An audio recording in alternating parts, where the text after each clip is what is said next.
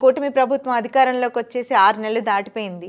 ఎట్లా అనిపిస్తుంది? ఆ పాలన గాని, ఆ విధానాలు, ఆ పనులు? కూటమి ప్రభుత్వం అధికారం వచ్చిందండి. కానీ మిశ్రమ ఫలితాలున్నాయి. అంటే పార్టీలో ఉన్నాళ్ళకి అసంతృప్తి ఉంది. పార్టీ బయట ఉన్నోళ్ళకేమో బాగా సంతృప్తిగా ఉన్నారు. జనరల్‌గా ఏందంటే అండి, మామూలుగా వచ్చిన తర్వాత ఈ 4 సంవత్సరాలు, 5 సంవత్సరాలు గత 5 సంవత్సరాల నుంచి ఎవరైతే ఇబ్బందులు, రకరకాల సమస్యలు ఎదుర్కొన్నారో వాళ్ళు ఏదో ఆశిస్తా ఉండుంటారు. ఆశించటం వల్ల వాళ్ళ కోరికలేమో తీరినయి, అసంతృప్తి జ్వాలలు రగులుతున్నాయి.